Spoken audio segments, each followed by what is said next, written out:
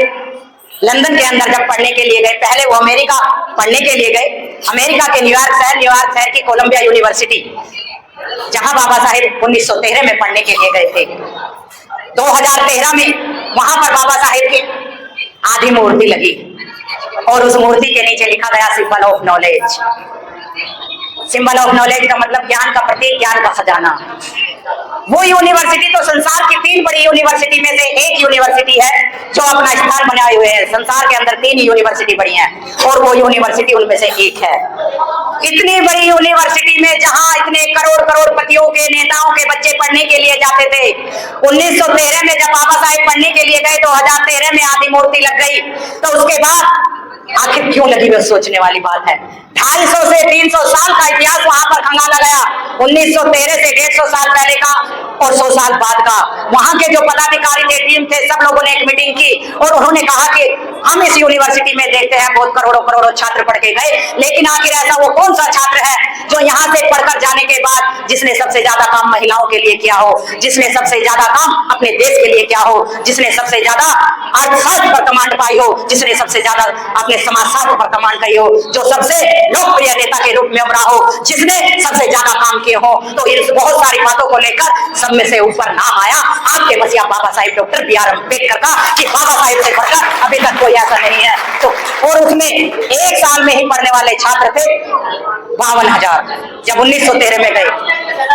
तो कितने करोड़ों छात्र पढ़कर गए, लेकिन आपके मसीहा का नाम आ गया और उसके नीचे लिख दिया गया सिंबल ऑफ नॉलेज। और जब बाबा साहेब की वो आदि मूर्ति का उद्घाटन अमेरिका के पूर्व राष्ट्रपति बैराक ओबामा जी कर रहे थे, तो उनकी नजर याकायाक बाबा साहेब के चेहरे पर पड़ती है और उनके दिल से एक आवाज निकलती है। कभी कभी निकलती है ना दिल से आवाज, जो हम सोचते नहीं, वो एकदम से, जो किसी की फोटो, किसी का कुछ देखते हैं या किसी का काम देखते हैं, हम एकदम से उसके लिए दुआ या आवाज निकलती है। तो ऐसे ही उनकी नजर बाबा साहेब के चेहरे पर पड़ी तो उनके मन से आवाज आई कि काश ये डॉक्टर भीमराव अम्बेडकर भारत में नहीं।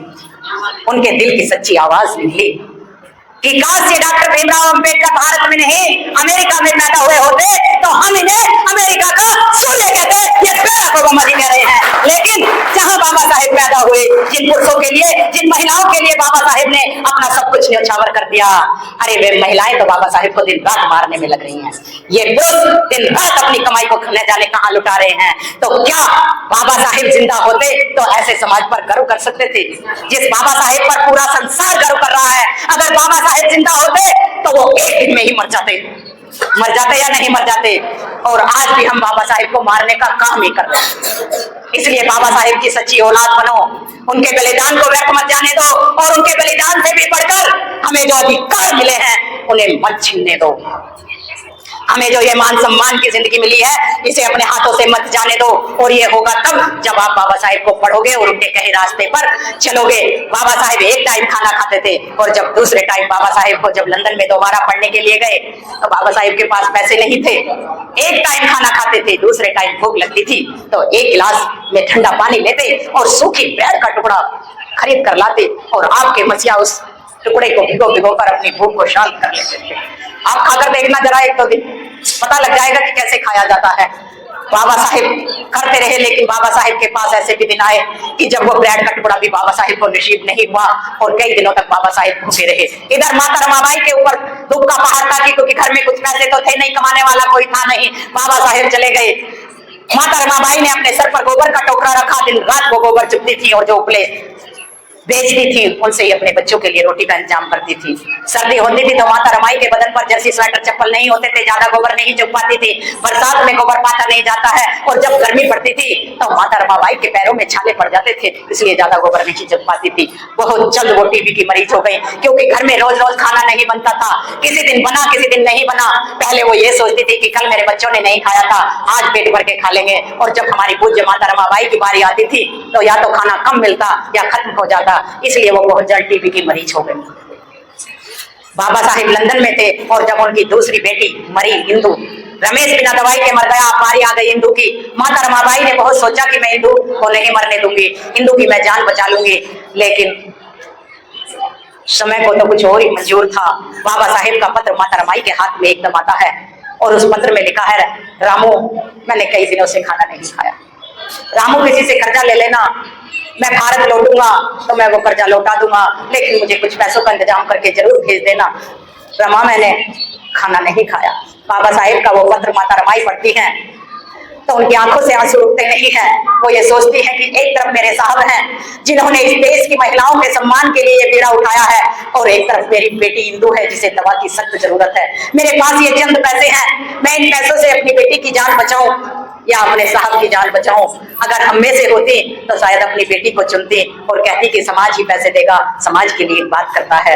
लेकिन माता रमाबाई त्याग और बलिदान की देवी थी। उन्होंने सोचा कि आज मेरी एक बेटी मर जाए तो कोई बात नहीं, जो हिंदू मुझे जान से प्यारी है, लेकिन मेरे साहब का जिंदा रहना बहुत जरूरी है, क्योंकि मेरे साहब जिंदा रहेंगे तो मेरे आने वाले इन करोड़ों करोड़ों हिंदुओं को सम्मान का जीवन देंगे जिनके लिए वो पढ़ाई करने के लिए गए हैं, और उन पैसों को वो बाबा साहेब के लिए भेजते हैं। हिंदू की भी मौत हो जाती है। बाबा साहेब का तीसरा बेटा जिसका नाम था गंगाधर, गंगाधर बीमार पड़ा। माता रमाई फिर एक पत्र बाबा साहेब को भेजती हैं और उस पत्र में लिखा है कि साहब कुछ पैसे भेज दो, घर में पैसे नहीं है साहब, मेरे 2 बच्चे मर गए, मैं गंगाधर को मरते हुए नहीं देखना चाहती साहब, गंगाधर की हालत बहुत खराब है। बाबा साहेब उस पत्र को पढ़ते हैं तो बहुत फूट फूट कर रोते हैं और ये कहते हैं कि रमा मेरे पास पैसे तो नहीं है, लेकिन रमा घर के अंदर कोई भी पीतल का बर्तन हो, कपड़ा हो, गहना हो, तुम सब बेच देना, लेकिन गंगाधर की जान जरूर बचा लेना रमा।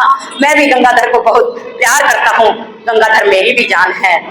माता रमाई लौट के पत्र नहीं लिखती कि घर में कोई कुछ नहीं है, मैं क्या बेचकर आपके बच्चे की जान बचाऊं, और गंगाधर की मौत हो जाती है।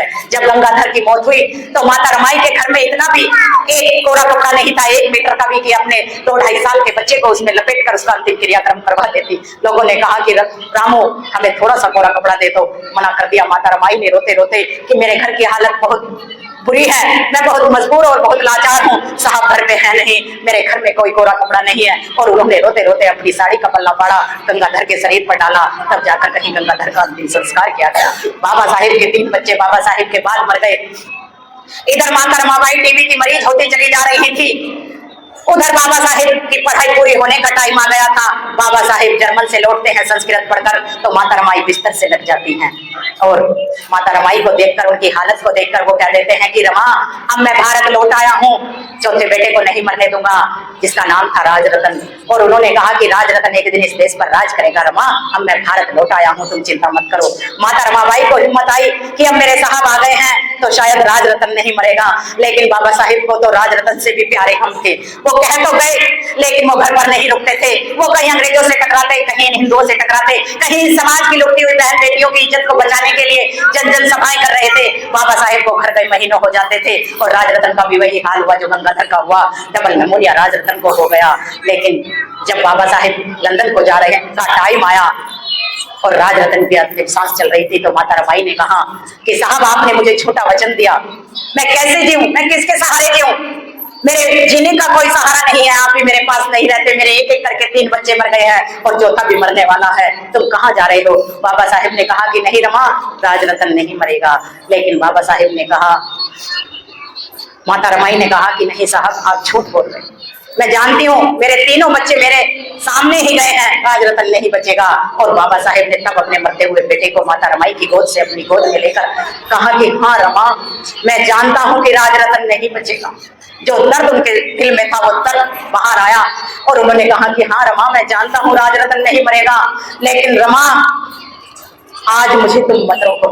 अगर मैं आज लंदन नहीं गया तो रमा इस देश के अंदर जो मेरे 7 करोड़ अछूत लोग हैं, जिनके पास कुछ भी अधिकार नहीं है, जो राजरतन से भी ज्यादा बीमार हैं, जो मनुस्मृति के हजारों सालों से शिकार हैं, अगर आज मैं नहीं गया तो कोई भी दूसरा भीमराव अम्बेडकर कभी भारत में पैदा नहीं होगा। और रोज इसी तरीके से किसी रमा का राजरतन और किसी रमा की हिंदू ऐसे ही मरती रहेगी। इसलिए रमा, मैं तुम्हें विश्वास दिलाता हूँ कि अपने इन 7 करोड़ अछूत बच्चों के लिए, जिनके अधिकार लेने के लिए मुझे जाना है, मुझे जाने दो, लेकिन मुझ पर भरोसा रखो रमा, अधिकार लेकर इस भारत में जब मैं वापस लौटूंगा, बड़ा घमंड था बाबा साहेब को हमारे ऊपर, और वो कह रहे थे कि रमा जिस दिन मैं इस भारत में वापस लौटूंगा रमा, इन्हीं 7 करोड़ अछूतों के घर में हमारे बच्चे होंगे, यानी कि कौन होंगे, क्या क्या नाम थे उनके बच्चों के, एक रमेश, गंगाधर, इंदु, राजरतन, इन्हीं के घर पैदा होंगे, और वो इस देश के राजा जरूर बनेंगे, क्योंकि मैं उन्हें लंदन में जाकर अधिकार अधिकार दिलाऊंगा। ये डॉक्टर भीमराव अम्बेडकर का वचन है। और बाबा साहेब अपना बैग उठाकर लंदन के लिए रवाना हो जाते हैं। 1930, 1931 और 1932 3 गोलमेज सम्मेलन लंदन के अंदर हुए और 1932 में बाबा साहेब हमें इस देश का शासक बना देते हैं। देश आजाद होता है 1947 में। बाबा साहेब हमें इस देश का राजा बनाने की शुरुआत कर देते हैं 1932 में। बाबा साहेब ने लंदन में 1932 में हमारे लिए स्कूल का दरवाजा खुलवा दिया। बाबा साहेब ने 1932 में हमारे लिए राजनीति में जाने का दरवाजा खुलवा दिया। बाबा साहेब ने 1932 में हमारे लिए व्यापार करने का रास्ता खुलवा दिया। बाबा साहेब ने 1932 में जब समाज में हम निकलते थे, हमारे साथ बहुत भेदभाव करे, गलत शब्दों से हमें बोला जाता था, उन पर पाबंदी लगवा दी। बाबा साहेब ने 1932 में हमें सांस्कृतिक अधिकार भी दिला दिया था, लेकिन गांधी जी हमारे मार्ग का रोड़ा बन गए। जब आप पूना पैक्ट पढ़ोगे तो उसमें पता चल जाएगा गांधी जी हमारे मार्ग का रोड़ा बने। और हमारा ये जिसके लिए आज हम चिल्लाते हैं, वो बाबा साहेब ने मान लिया था कि मुझे 2 वोट का अधिकार और मेरे लोगों की अलग पहचान चाहिए। जैसे हिंदू मुस्लिम सिख ईसाई हैं, ऐसे ही मैं और मेरे समाज के लोग हिंदू नहीं है, मुझे मेरे समाज की अलग पहचान चाहिए। और वहां के जो प्रधानमंत्री थे, ब्रिटिश प्रधानमंत्री रैमजे मैकडोनाल्ड, उन्होंने उस बात को स्वीकार कर लिया था, लेकिन गांधी जी पहली गोलमेज सभा में नहीं गए थे। गांधी जी तब तक ये सोचते थे कि ये डॉक्टर अंबेडकर मेरी तरह से किसी ऊंची जाति का है और ये केवल अछूत उद्धार का नाटक कर रहा है। डॉक्टर अंबेडकर 4 दिन की चांदनी है और फिर अंधेरी रात है, अंग्रेजों से जितने अधिकार लेने हैं हम लेंगे। लेकिन जब पहली गोलमेज सभा में बाबा साहेब वहां शेर की तरह दहाड़े तो गांधी जी की तो नींद उड़ गई। भारत के अंदर जितने भी नेता थे सबकी नींद हराम हो गई, सबकी भूख चली गई। और आपको मैं बता दूं कि बाबा साहेब का लंदन का भाषण जब इन लोगों को पता चला तो मंदिर के द्वार भारत में आपके लिए खोल दिए गए। पूरी बात सुन लो भाई, मंदिर के, क्योंकि बात जबान पे आ गई है, जब टाइम हो जाए मुझे बता देना, मेरे बोलने का तो कोई टाइम नहीं है क्योंकि पाखंडवाद अभी रह रहा है, तो इस बात को करके मैं पाखंडवाद पे आऊंगी। बाबा साहेब का भाषण जब बाबा साहेब ने लंदन के अंदर कहा कि मैं अपने लोगों के अधिकार लेकर रहूंगा, उन्होंने वहां जो प्रधानमंत्री थे 89 प्रतिनिधि उसमें शामिल हुए और बाबा साहेब का नंबर अगले दिन आया। उन्होंने अपनी बात को जब शुरू किया तो उन्होंने कहा कि मैं भारत से उन 7 करोड़ अछूतों का प्रतिनिधि बनकर आया हूं जिनकी जनसंख्या ब्रिटेन की जनसंख्या के बराबर है। ये बात बड़े ध्यान से सुनना, यानी कि जितना बड़ा ब्रिटेन देश है उतनी बड़ी जनसंख्या में भारत में मेरे अछूत लोग रहते हैं। आगे उन्होंने कहा कि प्रधानमंत्री जी, अध्यक्ष महोदय जी, आपके यहाँ गुलाम प्रथा है, भारत में छुआछूत प्रथा है। आप अपने लोगों को तो छू सकते हो, लेकिन भारत में तो हमें छूना भी पाप समझा जाता है। जैसे ही बाबा साहेब ने ये कहा तो वहां पर पंडित मदन मोहन मालवीय जी बैठे थे, उन्होंने मेल बजाकर कहा कि मुझे बीच में कुछ कहना है। उन्होंने कहा, नहीं अध्यक्ष महोदय जी, ये डॉक्टर अंबेडकर झूठ बोल रहा है, भारत में इनके साथ कोई छुआछूत नहीं होती, डॉक्टर अंबेडकर हमारा भाई है और हम डॉक्टर अंबेडकर के भाई हैं। लेकिन बाबा साहेब ने उस बात को गलत साबित कर दिया था। वही पानी का गिलास लेकर उन्होंने उस पानी के गिलास को छुआ तक नहीं था, ना बाबा साहेब को पानी पिलाया और ना उनके हाथों से पानी पिया। आगे बाबा साहेब ने ब्रिटिश सरकार को ललकारा।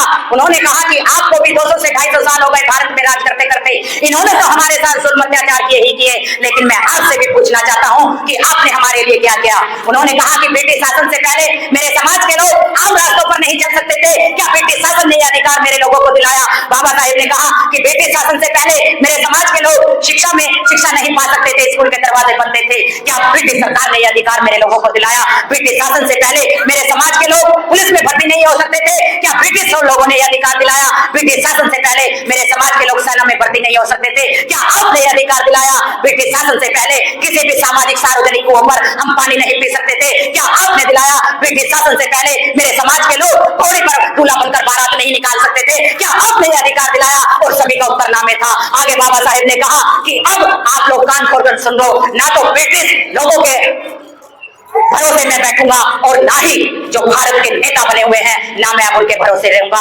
मैं अपने लोगों के अधिकार लेने आया हूं और अपने लोगों के अधिकार मैं लेकर जाऊंगा। अपने दिमाग, अपनी योग्यता, अपनी बुद्धि और अपने लोगों के हिम्मत के सहारे ये सारे अधिकार मैं लेकर रहूंगा। और बाबा साहेब ने कहा कि मुझे 2 वोट का अधिकार और मेरी अलग पहचान चाहिए। और वहां के प्रधानमंत्री रैमजे मैकडोनाल्ड को यह बात माननी पड़ी, लेकिन गांधी जी हमारे मार्ग का रोड़ा बन गए। पूना पैक्ट का समझौता बाबा साहेब को मजबूरी में करना पड़ा। बाबा साहेब ने 1932 में हमें इस देश का शासक बना दिया। बनाया या नहीं बनाया। 1932 में इतिहास उठाकर देखना कि तुम्हारे पूर्वजों को कितना अधिकार पढ़ने का था, कितने पूर्वज तुम्हारे पढ़े। ये हिस्ट्री है। जो महिलाएं आज ये कहती हैं जिनके बच्चे जॉब करते हैं, पढ़ने का अधिकार दिलाया बाबा साहेब ने, रिजर्वेशन दिलाया बाबा साहेब ने, स्कॉलरशिप दिलाई बाबा साहेब ने, व्यापार करने का अधिकार दिलाया बाबा साहेब ने। और जब आज हमारे समाज के लोग, चाहे उनके बच्चे प्राइवेट जॉब कर रहे हैं, चाहे गवर्नमेंट जॉब कर रहे हैं, और चाहे अच्छा व्यापार या बिजनेस कर रहे हैं, तो फिर वो क्या कहते हैं जब अच्छा काम चल जाता है, अरे मंदिर में जाके जगराता कराना है, माता रानी की कृपा हो गई। ऐसे ही बोलते हैं ना, माता रानी की कृपा हो गई, या माता रानी के बाद यानी बाबा साहेब की कृपा हो गई। बोलो किसकी कृपा हुई? कृपा हुई बाबा साहेब की, और क्रेडिट दे रहे हो किसी और को, तो अंजाम क्या होगा? लोन तो आपने लिया है पंजाब एंड सिंध बैंक से, और किससे चुका रहे हो? सिंडिकेट बैंक को। यानी कि तुम्हारी जेब से पैसा तो जा रहा है, लेकिन जा कहां रहा है? अरे बोलो कहां जा रहा है? दूसरे बैंक में, सिंडिकेट बैंक में जा रहा है। लेकिन पंजाब एंड सिंध बैंक का तो कर्जा झूठा क्यों है? और एक दिन वो कर्जा इतना बढ़ जाएगा कि वो बैंक वाले आएंगे, तुम्हारे घर को भी चोरी करके ले जाएंगे, क्योंकि किस्त तुम कहीं और चुका रहे हो। तो ऐसे ही ये मनवादी लोग तुम्हें ऐसे बर्बाद न कर दे, तो अपनी पीढ़ियों को आने वाले दिनों में याद रखना। और फिर तुम माता पीट पीट कर ना रो, तो कह देना कि बहुत सारे लोग, शिव कुमार जैसे लोग, जगपाल जैसे लोग, संदीप जैसे लोग लगे हुए थे। एक राखी रावण भी गला फाड़ फाड़ कर चिल्लाती थी कि आ जाओ बाबा साहेब की शरण में, आ जाओ खुद की शरण में, लेकिन हमने उनकी बात नहीं मानी। और दूसरे लोग, कुछ लोग ये कहते हैं, अरे कोई ना सुधरता, कोई ना सुधरता। ऐसे लोगों को आईना दिखाने का काम करो, चाहे वो घर के हैं, चाहे कोई बाहर के हैं। बाबा साहेब ने कहा है कि मैं किसी खून के रिश्ते से बढ़कर विचारों के रिश्ते पर विश्वास करता हूं। उन लोगों की बात आपको नहीं सुननी है जो लोग ये कहते हैं, अरे कोई ना सुधरता, कोई ना सुधरता, पहले तू तो सुधर, या तू जवाब दे कि तेने कितनों को सुधारा। उनसे जवाब लेना कि तुमने शिक्षा पाई किसकी बदौलत, तुमने नौकरी की किसकी बदौलत, तुम अपने बच्चों की अच्छी शादी संस्कार कर रहे हो किसकी बदौलत। जब पैसा चाहिए, शिक्षा चाहिए, तो सब कुछ चाहिए, लेकिन जब किस्त लौटाने की बात आई तो कोई ना सुधरते। अरे तुमने क्या किया? तुम क्या बाबा साहेब का ऋण लेकर ही मरोगे? अरे उतार को इस ऋण को। जायदाद को कोई नहीं पूछा करता। अगर जायदाद को पूछते तो यहाँ इस देश के अंदर इतने इतने करोड़पति लोग हैं जो बाबा साहेब का नंबर कहीं नहीं आता। लेकिन इस संसार के अंदर, भारत ही नहीं, इस संसार के अंदर सबसे ऊपर नाम अगर आता है, किसका आता है? अरे विश्व रत्न बोला करो। मैं तो विश्व रत्न ही कहती हूँ, क्योंकि बाबा साहेब से बढ़ के संसार में कोई नहीं है। विश्व रत्न बोधिसत्व बाबा साहेब डॉक्टर बी.आर. अम्बेडकर का नाम नंबर बनाता है। और इसलिए 14 अप्रैल के दिन को, किसी और दिन को नहीं, विश्व ज्ञान दिवस के रूप में 14 अप्रैल यानी बाबा साहेब के जन्मदिन को मनाया जाता है। ये बहुत बड़ी हमारे लिए गर्व करने वाली बात है नहीं है? अब बात आती है महिलाओं के पाखंडवाद की, थोड़ा सा ही का मनोरंजन करते हैं। ये बात तो आई बाबा साहेब के बलिदान की, क्योंकि बाबा साहेब ने तो इतने काम किए, क्योंकि मेरे बोलने की तो पाखंडवाद की कर लेती हूँ। आगे फिर कभी बुलाओगे तो फिर आपके बीच होंगे। ये राखी रावण तो नॉन स्टॉप कई घंटे बोलते चली जाती है। एक बच्चा, एक छोटी सी बच्ची, जैसे आज कैडर किया जाता है, बहुत सारे लोग लगे हुए हैं, तो एक बच्ची के दिमाग में ऐसे ही बात आ गई जब उसने सुना कि बाबा साहेब ने हमें कहां से कहां पहुंचाया। उसके दिमाग में बाबा साहेब घर कर गए, बाबा साहेब आ गए, और पाखंडवाद थोड़ा सा हट गया। लेकिन उसके माँ बाप के दिमाग में अभी पाखंडवाद बैठा था, वो समझने के लिए तैयार नहीं थे। उन्होंने घर पे किसी को बुलाया जो बहकावे में महिलाओं को ले लेते हैं जल्दी से। एक वो आए और उन्होंने एक मिट्टी की छोटी सी मूर्ति बनाई और उसके लड़की के माँ बाप को कहा कि देखो, इस मूर्ति में मुझे भगवान जी नजर आ रहे हैं, और ये भगवान जी कह रहे हैं कि इस घर पे संकट आया हुआ है, और इस संकट को टालने के लिए उन्होंने मुझे तुम्हारे घर पे भेजा है। इसे समझना। वो आया और आके उसके माँ बाप को, महिलाएं तो कहती हैं बाबा जी जरा देखना, हमारा हाथ देखना, हमारे घर के गिरह देखना, ऐसे ही बोलते हैं ना बहुत सारे। तो उन्होंने भी ऐसा ही बोला, और उसने फिर सोचा कि भाई ये तो पूरी पाखंडी है, तो उसने अपना काम आगे शुरू किया और उसने कहा कि ये जो माटी की मूर्त मैंने बनाई है, मुझे भगवान ने तुम्हारे घर का पता बताया था, इसलिए बेटा मैं तुम्हारे घर पे आया हूँ। और ये मिट्टी की मूर्त नहीं है, ये जो मेरे हाथ में है ये साक्षात भगवान जी हैं, और भगवान मुझसे कह रहे हैं कि इस घर पे बहुत बड़ा संकट है, लेकिन इस संकट को दूर करने के लिए तुम्हें यज्ञ करना पड़ेगा, हवन करना पड़ेगा, और उस हवन का खर्चा मैं तुम्हें बहुत कम बताऊंगा, फिर वो छोटा सा हवन करा के तुम्हारे संकट दूर हो जाएंगे। अब वो महिला और वो पुरुष तैयार हो गए, कहने लगे ठीक है बाबा जी, आप जैसा कहोगे हम वैसा ही मानेंगे, तो आप बताओ कब हवन करना है। उसने टाइम बताया और एक बड़ा सा पर्चा उस सामान का उनके हाथ में लिस्ट थमा दी। पता नहीं कितने हजार का सामान उस लिस्ट में था। अब उस लड़की ने जब वो पर्चा देखा तो उसका दिमाग ठनक गया और उसने कहा कि ये देखो कितने हजार का खर्चा वो बाबा जी बता के चले गए हैं। उस लड़की ने अपने माँ बाप को समझाना चाहा, क्योंकि उसने थोड़ा थोड़ा पढ़ना शुरू कर दिया था कि माँ ये ठीक नहीं है, वो हमें मूर्ख बना रहे हैं। लेकिन उस माँ ने अपनी बेटी की बात नहीं मानी। अरे चल चल, तू मुझे मैंने तुझे पैदा किया, कल तक तो तू मेरी बात मानती थी और आज उल्टा मुझे समझा रही है। अब लड़की ने भी सोचा कि ये नहीं मानेंगे। सामान आ गया और जैसे ही वो बाबा जी आए उनका खाना बनके तैयार हो गया। खाना बनके तैयार हो गया तो लड़की ने कहा कि माँ बस मुझे बाबा जी को खाना खिलाने दो, मैं अपने हाथों से बाबा जी को खाना खिलाना चाहती हूँ। माँ ने कहा ठीक है चलो, काम और भी है, तू खाना खिला दे। वो लड़की एक प्लेट में गोबर लाई, ये सुनना, एक प्लेट में गोबर लाई और उस गोबर को एक अच्छे से रुमाल से ढका और बाबा जी के पास लेकर गई। बाबा जी ने जैसे ही वो रुमाल हटाया कि बाबा जी खाओ, भोजन आपके लिए आ गया, मैंने बड़े हाथों से और मम्मी ने मिलकर बनाया है। पंडित जी ने सोचा खीर है, बाबा जी ने सोचा खीर है, और जैसे ही वो कपड़ा हटाया जाता है तो उसमें तो गोबर था।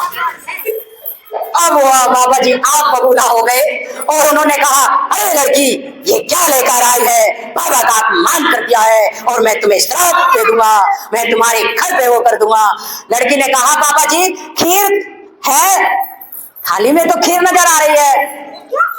अब वो बाबा जी और गुस्सा हो गए, अरे अरे कैसी मूर्ख लड़की है, तुझे जरा भी अकल नहीं है, थाली में गोबर है और कह रही है कि खीर नजर आ रही है। बाबा जी आपको गोबर नजर आ रहा है, मुझे तो खीर ही नजर आ रही है, आप खा लो ना, बड़े मन से बनाई है। अब पंडित जी के बाबा जी के तो गुस्से का कुछ हो ही नहीं रहा। उसने कहा अपने माँ बाप को बुला कर लाओ, और उसके माँ बाप आए, उन्होंने खड़े हो गए और कहा कि देखो तुम्हारी ये मूर्ख लड़की, इसके दिमाग में ताला लग गया है, ये पागल हो गई है, इसका दिमाग काम नहीं करता, गोबर को खीर बता रही है। तब उस लड़की ने कहा बाबा जी आप भी तो 2 दिन पहले आके उस मिट्टी की मूर्ति बना के छोटी सी ये कह रहे थे कि ये मूर्ति नहीं भगवान है, और भगवान मुझसे ये कह रहे हैं बाबा जी जैसे आपकी बुद्धि पे ताला लगा है, आपको मिट्टी की मूर्ति भगवान दिखाई दे रही है, ऐसे मुझे ही ये गोबर भी खीर दिखाई दे रही है, इसलिए यहाँ से आउट हो जाओ। और वो बाबा जी जान गए कि अब इस घर में मेरी नहीं चलेगी, यहाँ मेरा पाखंडवाद नहीं चलने वाला है। और वो तुरंत उसने कहा, उसके माँ बाप से एक बार फिर कहा ऐसा करो कि इस लड़की को अपने घर से कहीं दूर भेज दो, ये इस घर के लिए और इस मोहल्ले के लिए ठीक नहीं है। उस लड़की ने कहा कि बाबा जी मैं इस घर के लिए और इस मोहल्ले के लिए तो ठीक हूँ, लेकिन आप यहाँ के विनाशकारी सिद्ध है, इसलिए आप यहाँ से जाओगे, मैं पाखंडवाद से अपने घर और मोहल्ले को सुधारने का काम करूंगी। ऐसा ही आप लोगों को भी करना है। जितनी भी ये पाखंडवाद की चर्चाएं होती हैं, शिव चर्चाएं हो और आपके वो विठल गोपाल कौन कौन से चल रहे पता नहीं, लड्डू गोपाल, शिव गोपाल, राधे, तो ये सब आपको छोड़ना पड़ेगा। जितनी भी महिलाएं यहाँ पर हैं, आप सबको ये पाखंडवाद छोड़ना पड़ेगा। कहीं पर भी कोई सा भी पाखंडवाद लो, आपका कहीं पर भला होने वाला नहीं है। भला होगा तो जो हमें रास्ता हमारे महापुरुषों ने दिया है, हमारे भगवान बुद्ध ने दिया है, अधिकार बाबा साहेब ने दिए हैं, और धम्म हमें भगवान बुद्ध ने दिया है। ये वैज्ञानिक धम्म है, ये पाखंडवाद से दूर है, ये चमत्कार से दूर है। इसलिए जो सत्यता होती है ये उसी पर निर्भर है। जो रोजमर्रा के काम होते हैं जिनको हम कर सकते हैं या जो हमारे जीवन में काम आते हैं, ये उसी पर आधारित है। इसलिए आपको इन सब का ध्यान रखते हुए पाखंडवाद से छुटकारा लेना पड़ेगा।